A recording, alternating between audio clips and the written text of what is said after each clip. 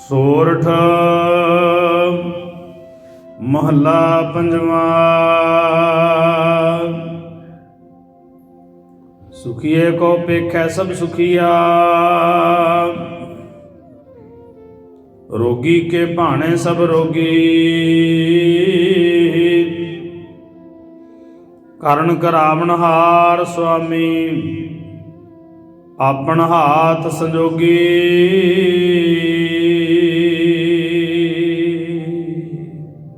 ਵਾਹਿਗੁਰੂ ਜੀ ਕਾ ਖਾਲਸਾ, ਵਾਹਿਗੁਰੂ ਜੀ ਕੀ ਫਤਿਹ। ਪਰਮ ਸਤਿਕਾਰਯੋਗ ਗੁਰੂ ਰੂਪ ਸਾਧ ਸੰਗਤ ਜੀ, ਆਪ ਸਰਬੱਤ ਸੰਗਤ ਅੰਮ੍ਰਿਤ ਵੇਲੇ ਤੋਂ ਹਾਜ਼ਰਾ ਹਜ਼ੂਰ ਸਤਿਗੁਰੂ ਸਾਹਿਬ ਗੁਰੂ ਗ੍ਰੰਥ ਸਾਹਿਬ ਜੀ ਦੇ ਪਾਵਨ ਚਰਨਾਂ 'ਚ ਨਤਮਸਤਕ ਹੋ ਰਹੇ ਹੋ। ਗਰੀਬ ਨਵਾਜ਼ ਜੀ ਨੇ ਪਾਵਨ ਬਖਸ਼ਿਸ਼ ਕੀਤੀ ਹੈ। ਸਤਿਗੁਰੂ ਜੀ ਦੇ ਪਾਵਨ ਮੁਬਾਰਕ ਅੰਗ 610 ਅੰਗ ਤੇ ਰਾਗ ਸੋਰਠ ਦੇ ਸਰਲੇਖ ਵਿੱਚ ਗੁਰੂ ਗ੍ਰੰਥ ਸਾਹਿਬ ਜੀ ਦੀ ਪੰਜਵੀਂ ਜੋਤ ਪ੍ਰਤੱਖ ਹਰ ਸਤਿਗੁਰੂ ਧੰਨ ਗੁਰੂ ਅਰਜਨ ਦੇਵ ਸੱਚੇ ਪਾਤਸ਼ਾਹ ਜੀ ਦੀ ਪਾਵਨ ਪਵਿੱਤਰ ਰਸਨਾ ਦਾ ਇਹ ਪਾਵਨ ਬੋਲ। ਸਤਿਗੁਰੂ ਕਹਿੰਦੇ ਸੁਖੀਏ ਕੋ ਪੇਖੈ ਸਭ ਸੁਖੀਆ, ਰੋਗੀ ਕੇ ਭਾਣੇ ਸਭ ਰੋਗੀ।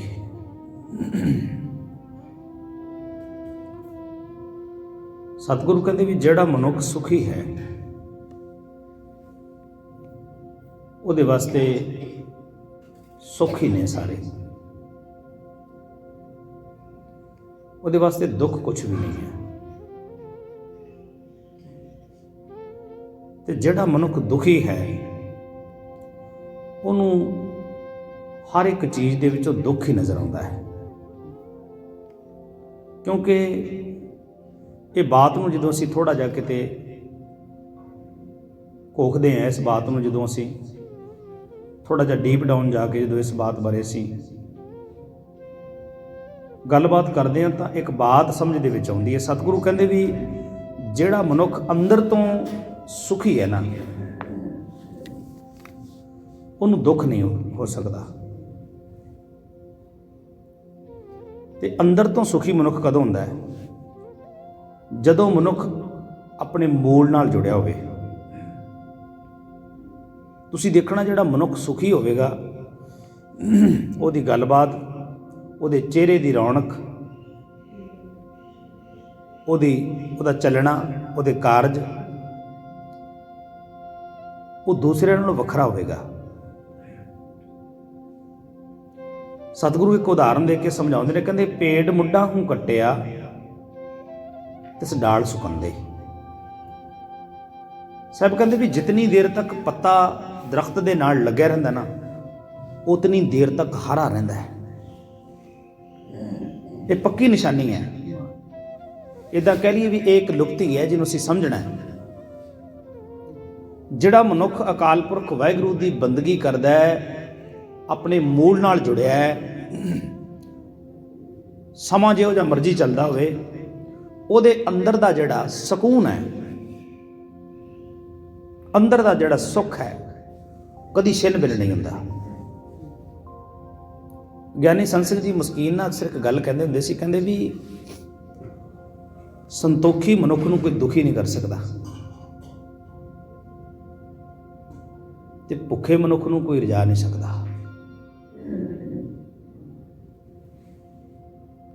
ਜਿਹੜਾ ਸੰਤੋਖੀ ਹੈ ਨਾ, ਉਹਨੂੰ ਕੋਈ ਦੁਖੀ ਨਹੀਂ ਕਰ ਸਕਦਾ, ਕਿਉਂਕਿ ਜਿੰਨਾ ਕੁ ਮਿਲਿਆ ਉਹ ਉਹਨੇ 'ਚ ਹੀ ਖੁਸ਼ ਹੈ। ਤੇ ਦੂਜੇ ਪਾਸੇ ਜਿਹੜੇ ਬੰਦੇ ਦੇ ਅੰਦਰ ਭੁੱਖ ਹੈ ਨਾ, ਤੇ ਸਤਿਗੁਰੂ ਕਹਿੰਦੇ ਨਾ, ਭੁੱਖਿਆਂ ਭੁੱਖ ਨਾ ਉਤਰੀ ਜੇ ਬੰਨਾ ਪੁਰੀਆਂ ਪਾਰ। ਉਹਨੂੰ ਕੋਈ ਰਜਾ ਨਹੀਂ ਸਕਦਾ, ਉਹਨੂੰ ਕੋਈ ਤ੍ਰਿਪਤ ਨਹੀਂ ਕਰ ਸਕਦਾ। ਮੈਂ ਸਤਿਗੁਰੂ ਜੀ ਦੇ ਪਾਵਨ ਸ਼ਹੀਦੀ ਸਾਕੇ ਦੇ ਵਿੱਚੋਂ ਇੱਕ ਬਾਤ ਆਪ ਜੀ ਨਾਲ ਸਾਂਝੀ ਕਰਾਂ। ਇੱਕ ਪਾਸੇ ਸਮਾਣੇ ਦਾ ਜਲਾਦ, ਉਹਦੇ ਹੱਥ ਦੇ ਵਿੱਚ ਤਲਵਾਰ ਹੈ, ਤੇ ਦੂਜੇ ਪਾਸੇ ਜਿਨ੍ਹਾਂ ਦੇ ਅੰਦਰ ਸੁੱਖ ਹੈ, ਅੰਦਰ ਦੇ ਸੁੱਖ ਨਾਲ ਸਰਸ਼ਾਰ ਸਾਹਿਬੇ ਕਮਾਲ ਗੁਰੂ ਤੇਗ ਬਹਾਦਰ ਸੱਚੇ ਪਾਤਸ਼ਾਹ ਗਰੀਬ ਨਵਾਜ ਉਹ ਬੈਠੇ ਨੇ, ਤੇ ਬੜਾ ਵੱਡਾ ਹਜ਼ੂਮ ਆਸੇ ਪਾਸੇ ਇਕੱਠਾ ਹੋਇਆ ਹੈ। ਤੇ ਉਹ ਇਤਨਾ ਕੁ ਡਰਾਵਣਾ ਸੀ, ਕਿਉਂਕਿ ਜਿਹੜਾ ਮੌਤ ਦਾ ਖੌਫ ਹੈ ਉਹ ਬੜਾ ਡਰਾਵਣਾ ਹੁੰਦਾ ਹੈ, ਬੜਾ ਪੈੜਾ ਹੁੰਦਾ ਹੈ।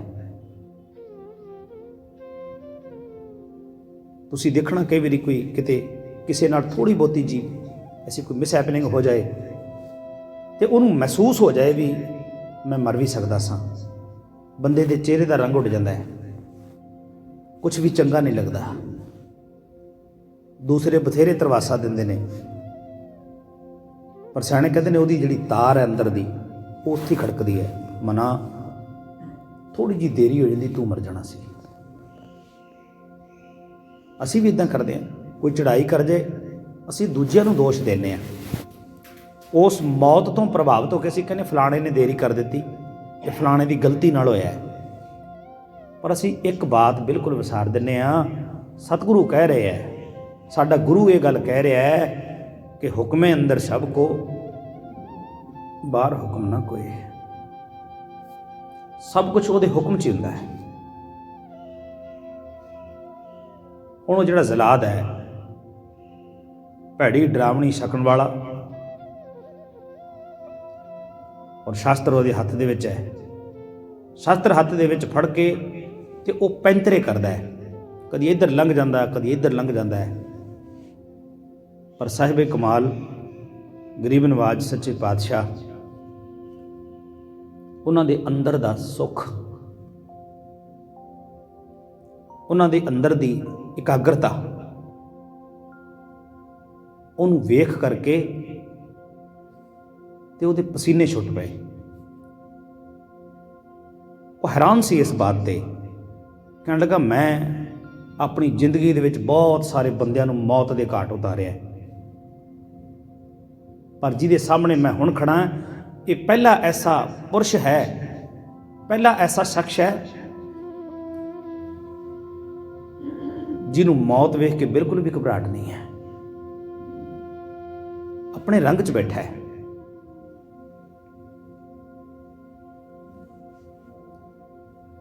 ਸਾਰੇ ਹੈਰਾਨ ਸਨ ਉਸ ਗੱਲ ਤੇ, ਪਰ ਗਰੀਬ ਨਵਾਜ ਅੰਦਰ ਦੇ ਸੁੱਖ ਨਾਲ ਸਰਸਾਰ ਸਨ। ਕਿਉਂ? ਕਿਉਂਕਿ ਆਪਣੇ ਮੂਲ ਦੇ ਨਾਲ ਜੁੜੇ ਹੋਏ ਸਨ। ਤੇ ਜਿਹੜਾ ਮਨੁੱਖ ਆਪਣੇ ਮੂਲ ਦੇ ਨਾਲੋਂ ਟੁੱਟਿਆ ਨਾ, ਤੇ ਗੁਰੂ ਅਰਜਨ ਸਾਹਿਬ ਕਹਿੰਦੇ ਭਾਵੇਂ ਲੱਖਾਂ ਸੁੱਖ ਹੋਣ ਉਹਦੇ ਕੋਲੇ, ਉਹ ਤੁਹਾਨੂੰ ਦੁਖੀ ਮਿਲੇਗਾ, ਦੁਖੀ ਹੀ ਮਿਲੇਗਾ। ਲੱਖਾਂ ਉਹਨੂੰ ਸੁੱਖ ਦੇਣ ਦੀ ਕੋਸ਼ਿਸ਼ ਕਰਨ, ਪਰ ਉਹ ਸੌਖਾ ਨਹੀਂ ਹੋ ਸਕਦਾ, ਕਿਉਂਕਿ ਸਤਿਗੁਰੂ ਦੀ ਪਾਵਨ ਬਾਣੀ ਨੇ ਐਲਾਣੀਆਂ ਕਹਿੰਦੇ ਇੱਕ ਫੈਸਲਾ ਦਿੱਤਾ। ਸਾਹਿਬ ਕਹਿੰਦੇ ਸੁੱਖ ਨਾ ਹੀ ਰੇ ਹਰ ਭਗਤ ਬਿਨਾ। ਫਿਰ ਸਤਿਗੁਰੂ ਕਹਿੰਦੇ ਜੋ ਸੁੱਖ ਕੋ ਚਾਹੈ ਸਦਾ। ਗੁਰੂ ਤੇਗ ਬਹਾਦਰ ਮਹਾਰਾਜ, ਸ਼ਰਨ ਰਾਮ ਕੀ ਲਹੇ। ਐ ਭਾਈ ਤੂੰ ਚਾਹੁੰਦਾ ਵੀ ਤੈਨੂੰ ਸੁੱਖ ਪ੍ਰਾਪਤ ਹੋਵੇ, ਤੇ ਫਿਰ ਅਕਾਲ ਪੁਰਖ ਵਾਹਿਗੁਰੂ ਦੀ ਬੰਦਗੀ ਕਰਿਆ ਕਰ, ਨਿਤਨੇਮ ਕਰਿਆ ਕਰ, ਬਾਣੀ ਪੜਿਆ ਕਰ, ਉਸ ਕਰਤੇ ਪੁਰਖ ਨੂੰ ਚੇਤੇ ਰੱਖਿਆ ਕਰ। ਜੋ ਸੁੱਖ ਕੋ ਚਾਹੈ ਸਦਾ ਸ਼ਰਨ ਰਾਮ ਕੀ ਲਹੇ। ਕਹੋ ਨਾਨਕ ਸੁਨ ਰੇ ਮਨਾ ਦੁਰਲਭ ਮਾਨੁਖ ਦੇਹ। ਗੁਰਸਿੱਖਾ ਤੈਨੂੰ ਦੁਰਲਭ ਸਰੀਰ ਮਿਲਿਆ, ਅਕਾਲ ਪੁਰਖ ਵਾਹਿਗੁਰੂ ਨੇ ਬਖਸ਼ਿਸ਼ ਰਹਿਮਤ ਕੀਤੀ ਹੈ। ਤਰਸ ਪਿਆ ਮੇਰਾ ਮਤ ਪਈ, ਉਹਨੇ ਤਰਸ ਕੀਤਾ ਤੇ ਸਮਾਂ ਮਿਲਿਆ। ਭਈ ਪ੍ਰਾਪਤ ਮਾਨੁਖ ਦੇਹਰੀਆ ਗੋਬਿੰਦ ਮਿਲਣ ਕੀ। ਇਹ ਤੇਰੀ ਬਰੀਆ, ਜੇ ਗੋਬਿੰਦ ਨੂੰ ਚੇਤੇ ਕਰੇਗਾ ਤੇ ਗੋਬਿੰਦ ਤੇਰੀਆਂ ਸਾਰੀਆਂ ਭੁੱਖਾਂ ਗਵਾ ਦੇਗਾ। ਤੇ ਤੈਨੂੰ ਸਾਰੇ ਸੁੱਖਾਂ ਦੇ ਨਾਲ ਸਰਸ਼ਾਰ ਕਰ ਦੇਗਾ। ਸਾਹਿਬ ਕਹਿੰਦੇ ਸੁਖੀਏ ਕਉ ਵੇਖੈ ਸਭ ਸੁਖੀਆ, ਰੋਗੀ ਕੇ ਪਾਣੇ ਸਭ ਰੋਗੀ। ਤੇ ਜਿਹੜਾ ਸੁਖੀ ਹੈ ਨਾ, ਜਿਹੜਾ ਆਪਣੇ ਮੂਲ ਨਾਲ ਜੁੜਿਆ, ਉਹ ਇੱਕ ਗੱਲ ਜਾਣਦਾ ਹੈ ਕਿ ਕਰਨ ਕਰਾਵਣ ਹਾਰ ਸੁਆਮੀ ਆਪਣ ਹਾਥ ਸੰਜੋਗੀ। ਉਸ ਅਕਾਲ ਪੁਰਖ ਵਾਹਿਗੁਰੂ ਦੀ ਰਜ਼ਾ ਨੂੰ, ਉਹਦੀ ਰਮਜ਼ ਨੂੰ ਉਹ ਸਮਝਣ ਵਾਲਾ ਹੁੰਦਾ ਹੈ, ਜਿਹਦੇ ਅੰਦਰ ਟਿਕਾਊ ਹੁੰਦਾ, ਜਿਹਦੇ ਅੰਦਰ ਸੁੱਖ ਹੁੰਦਾ ਹੈ। ਉਹਨੂੰ ਪਤਾ ਹੁੰਦਾ ਹੈ ਕਿ ਜੋ ਕੁਛ ਹੋ ਰਿਹਾ ਨਾ, ਕਹੋ ਨਾਨਕ ਕਰਤੇ ਕੀਆਂ ਬਾਤਾਂ, ਜੋ ਕੁਛ ਕਰਨਾ ਸੋ ਕਰ ਰਿਹਾ। ਉਹਨੂੰ ਚੇਤੇ ਹੁੰਦਾ ਹੈ ਕਿ ਸੰਜੋਗ ਵਿਜੋਗ ਦੋ ਕਾਰ ਚਲਾਵੇ, ਲਿਖੇ ਆਵੇ ਭਾਗ। ਕਿ ਜੋ ਕੁਛ ਨਿਰੰਕਾਰ ਕਰ ਰਿਹਾ ਹੈ, ਜੋ ਹੋ ਰਿਹਾ ਹੈ, ਜੋ ਵੀ ਹੋ ਰਿਹਾ ਹੈ, ਉਹਦੀ ਰਜ਼ਾ ਤੋਂ ਬਾਹਰ ਕੁਛ ਵੀ ਨਹੀਂ ਹੋ ਰਿਹਾ। ਕਰਨ ਕਰਾਵਣ ਹਾਰ ਸੁਆਮੀ ਆਪਣ ਹਾਥ ਸੰਜੋਗੀ। ਸਭ ਕੁਛ ਉਹਦੇ ਹੱਥ 'ਚ ਹੈ, ਸੰਜੋਗ ਵੀ ਤੇ ਵਿਜੋਗ ਵੀ। ਸੰਜੋਗੀ ਮਿਲ ਏਕ ਸੇ, ਵਿਜੋਗੀ ਉੱਠ ਜਾਏ। ਜਦੋਂ ਉਹ ਸੰਜੋਗ ਬਣਾਉਂਦਾ ਉਦੋਂ ਮੇਲਾ ਹੁੰਦਾ ਹੈ, ਤੇ ਜਦੋਂ ਉਹ ਵਿਜੋਗ ਬਣਾਉਂਦਾ ਹੈ ਉਦੋਂ ਦੂਰੀਆਂ ਪੈ ਜਾਂਦੀਆਂ ਨੇ। ਇਹ ਸਭ ਕੁਛ ਉਸ ਅਕਾਲ ਪੁਰਖ ਵਾਹਿਗੁਰੂ ਦੇ ਹੱਥ 'ਚ ਹੈ। ਫਿਰ ਸਾਹਿਬ ਜੀ ਬਖਸ਼ਿਸ਼ ਕਰਦੇ ਨੇ, ਕਹਿੰਦੇ ਮਨ ਮੇਰੇ ਜਿਨ ਆਪਣਾ ਭਰਮ ਗਵਾਤਾ। ਮਨੁੱਖੀ ਮਨ ਨੂੰ ਸਮਝਾਉਂਦਿਆਂ ਸਾਹਿਬ ਜੀ ਬਖਸ਼ਿਸ਼ ਕਰਦੇ ਨੇ, ਕਹਿੰਦੇ ਐ ਮੇਰੇ ਮਨ, ਜਿਹਦੇ ਅੰਦਰੋਂ ਇਹ ਵਹਿਮ ਤੇ ਭਰਮ ਨਿਕਲ ਗਿਆ ਨਾ ਕਿ ਅਕਾਲ ਪੁਰਖ ਵਾਹਿਗੁਰੂ ਤੋਂ ਬਿਨਾਂ ਕੋਈ ਕੁਛ ਨਹੀਂ ਕਰ ਸਕਦਾ, ਜਿਹਦੇ ਅੰਦਰ ਇਸ ਸੱਚ ਨੇ ਘਰ ਕਰ ਲਿਆ, ਉਹਦੇ ਸਾਰੇ ਵਹਿਮ ਦੂਰ ਹੋ ਜਾਣਗੇ। ਤੇ ਜਿਤਨੀ ਦੇਰ ਤੱਕ ਤੂੰ ਵਹਿਮਾਂ ਤੇ ਭਰਮਾਂ ਦੇ ਵਿੱਚ ਰਵੇਂਗਾ, ਉਤਨੀ ਦੇਰ ਤੱਕ ਬਾਤ ਨਹੀਂ ਬਣੇਗੀ। ਸਤਿਗੁਰੂ ਕਹਿੰਦੇ ਮਨ ਮੇਰੇ ਜਿਨ ਆਪਣਾ ਭਰਮ ਗਵਾਤਾ। ਭਰਮ ਤੇ ਹੈ ਵੀ ਜੇ ਅਸੀਂ ਇੱਦਾਂ ਕਰ ਲਵਾਂਗੇ ਤੇ ਸੁੱਖ ਪ੍ਰਾਪਤ ਹੋ ਜਾਏਗਾ, ਅਸੀਂ ਇੱਦਾਂ ਕਰਾਂਗੇ ਤੇ ਸਾਡੇ ਘਰ ਦੁੱਖ ਨਹੀਂ ਆਉਣਾ। ਕੋਈ ਮੰਗਲਵਾਰ ਦੱਸਦਾ, ਕੋਈ ਵੀਰਵਾਰ, ਕੋਈ ਸ਼ੁੱਕਰਵਾਰ, ਕੋਈ ਕਿਸੇ ਜਾਨਵਰ ਦੀ ਬਲੀ ਦਿੰਦਾ, ਕੋਈ ਖਾਣ ਵਾਲੀਆਂ ਵਸਤੂਆਂ ਚੁਰਾਹਿਆਂ 'ਚ ਰੱਖਦਾ ਫਿਰਦਾ ਹੈ, ਕੋਈ ਦੂਜਿਆਂ ਦੇ ਬੂਹਿਆਂ ਅੱਗੇ ਰਖਵਾਉਂਦਾ ਫਿਰਦਾ ਹੈ। ਇੱਛਾ ਕੀ ਹੈ? ਸੁੱਖ ਮਿਲੇ, ਦੁੱਖ ਨਾ ਸਾਡੇ ਆਵੇ। ਦੁੱਖ ਦੂਸਰਿਆਂ ਦੇ ਘਰ ਚਲਿਆ ਜਾਵੇ, ਸੁੱਖ ਸਾਡੇ ਘਰ ਆ ਜਾਏ। ਅਸੀਂ ਸਤਿਗੁਰੂ ਦੇ ਚਰਨਾਂ 'ਚ ਆਉਂਦੇ ਹਾਂ। 98% ਜਦੋਂ ਕੋਈ ਮੱਥਾ ਟੇਕਦਾ ਉਹ ਇੱਦਾਂ ਹੀ ਕਹਿੰਦਾ ਹੈ, ਸੱਚੇ ਪਾਤਸ਼ਾਹ ਸੁੱਖ ਦੇਈ, ਸੁੱਖ ਰੱਖੀ, ਸੁੱਖ ਹੋਵੇ। ਕਦੀ ਕਿਸੇ ਨੇ ਨਹੀਂ ਕਿਹਾ ਸੱਚੇ ਪਾਤਸ਼ਾਹ ਨਾਮ ਦੀ ਦਾਤ ਬਖਸ਼, ਸਾਨੂੰ ਤੂੰ ਨਾ ਭੁੱਲੀ, ਸਾਨੂੰ ਤੂੰ ਹੀ ਚੇਤੇ ਆਵੇਂ। ਸਤਿਗੁਰੂ ਸੱਚੇ ਪਾਤਸ਼ਾਹ ਬਖਸ਼ਿਸ਼ ਕਰਦੇ ਨੇ, ਕਹਿੰਦੇ ਮਨ ਮੇਰੇ ਜਿਨ ਆਪਣਾ ਭਰਮ ਗਵਾਤਾ, ਤਿਸਕੇ ਭਾਣੇ ਕੋਈ ਨਾ ਭੁੱਲਾ, ਜਿਨ ਸਗਲੋ ਬ੍ਰਹਮ ਪਛਾਤਾ।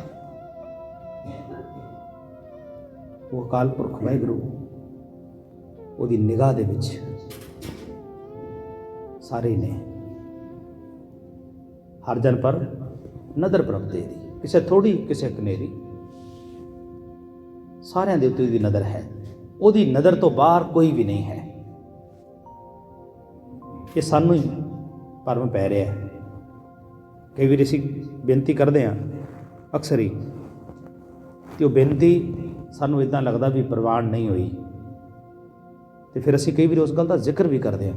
ਬੜੇ ਲੰਬੇ ਸਮੇਂ ਤੋਂ ਅਸੀਂ ਬੇਨਤੀਆਂ ਕਰ ਰਹੇ ਹਾਂ, ਅਰਦਾਸਾਂ ਕਰ ਰਹੇ ਹਾਂ, ਵਾਹਿਗੁਰੂ ਸਾਡੀ ਸੁਣ ਹੀ ਨਹੀਂ ਰਿਹਾ। ਅਸਲ 'ਚ ਬਾਤ ਕਿਆ ਹੈ? ਸਾਡੀ ਪਾਤਰਤਾ ਨਹੀਂ ਬਣੀ ਹੈ, ਅਸੀਂ ਉਸ ਬਾਤ ਦੇ ਯੋਗ ਨਹੀਂ ਹੈ।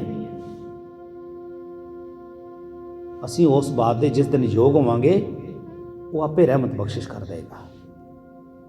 ਗੱਲ ਤਾਂ ਯੋਗਤਾ ਦੀ ਹੈ, ਤੇ ਯੋਗਤਾ ਕਿਸ ਤਰ੍ਹਾਂ ਬਣੇਗੀ? ਜਦੋਂ ਅਸੀਂ ਅਕਾਲ ਪੁਰਖ ਵਾਹਿਗੁਰੂ ਦੀ ਬੰਦਗੀ ਕਰਾਂਗੇ। ਸਾਡੇ ਅੰਦਰ ਟਿਕਾਓ, ਸਾਡੇ ਅੰਦਰ ਸਹਿਜ ਆਵੇਗਾ। ਉਹਦਾ ਭਾਣਾ, ਉਹਦੀ ਰਜ਼ਾ ਨੂੰ ਸਮਝਣ ਦੀ ਉਹ ਸਮੱਤ ਦੇਵੇਗਾ। ਤੇ ਫਿਰ ਇਹ ਜਿਹੜੀਆਂ ਮੰਗਾਂ ਨੇ ਇਹ ਸਮਾਪਤ ਹੋ ਜਾਣਗੀਆਂ।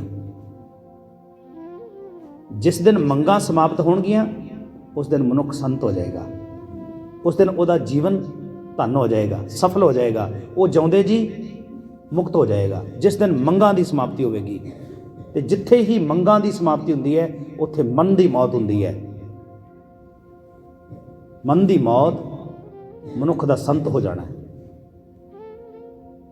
ਮਨੁੱਖ ਦੇ ਪਾਸ ਸਰੀਰ ਹੈ, ਸਰੀਰ ਟੁਕੜਿਆਂ ਦੇ ਵਿੱਚ ਨਹੀਂ ਜਿਉ ਸਕਦਾ। ਸਰੀਰ ਦੇ ਟੁਕੜੇ ਹੋ ਜਾਣ ਮੌਤ ਹੋ ਜਾਂਦੀ ਹੈ। ਪਰ ਮਨ ਹਮੇਸ਼ਾ ਟੁਕੜਿਆਂ ਦੇ ਵਿੱਚ ਰਹਿਣਾ ਪਸੰਦ ਕਰਦਾ ਹੈ, ਖਿਆਲਾਂ ਦੇ ਵਿੱਚ, ਖਿਆਲਾਂ ਦੀ ਦੁਨੀਆ ਦੇ ਵਿੱਚ ਰਹਿਣਾ ਪਸੰਦ ਕਰਦਾ ਹੈ। ਪਰ ਜਿਵੇਂ ਜਿਵੇਂ ਕੋਈ ਅਭਿਆਸੀ ਅਭਿਆਸ ਕਰਦਾ ਹੈ, ਅਕਾਲ ਪੁਰਖ ਵਾਹਿਗੁਰੂ ਦੀ ਬੰਦਗੀ ਦੇ ਨਾਲ ਜੁੜਦਾ ਹੈ, ਬੰਦਗੀ ਕਰਦਿਆਂ ਕਰਦਿਆਂ ਜਿਵੇਂ ਜਿਵੇਂ ਇਕਾਗਰਤਾ ਹੁੰਦੀ ਜਾਂਦੀ ਹੈ, ਉਵੇਂ ਉਵੇਂ ਮਨ ਦੀਆਂ ਅਪੀਲਾਂ, ਮਨ ਦੇ ਫੁਰਨੇ, ਮਨ ਦੀਆਂ ਮੰਗਾਂ, ਮਨ ਦੀਆਂ ਇਛਾਵਾਂ, ਉਹਨਾਂ ਤੋਂ ਤੇ ਅੰਕੁਸ਼ ਲੱਗਦਾ ਜਾਂਦਾ ਹੈ। ਉਹ ਰੁਕਦੀਆਂ ਜਾਂਦੀਆਂ ਨੇ, ਘਟਦੀਆਂ ਜਾਂਦੀਆਂ, ਤੇ ਮਨੁੱਖ ਹੌਲੀ ਹੌਲੀ ਆਪਣੇ ਅਸਲੇ ਵੱਲ ਵੱਧਦਾ ਜਾਂਦਾ ਹੈ। ਤੇ ਜਦੋਂ ਕਿਤੇ ਉਹ ਆਪਣੇ ਅਸਲੇ ਦੇ ਨਾਲ ਜੁੜ ਪੈਂਦਾ ਹੈ, ਜੁੜ ਜਾਂਦਾ ਆਪਣੇ ਮੂਲ ਦੇ ਨਾਲ, ਫਿਰ ਸਤਿਗੁਰੂ ਕਹਿੰਦੇ ਉਹਨੂੰ ਫਿਰ ਚਾਰੇ ਪਾਸੇ ਸੁੱਖ ਹੀ ਸੁੱਖ ਨਜ਼ਰ ਆਉਂਦਾ ਹੈ।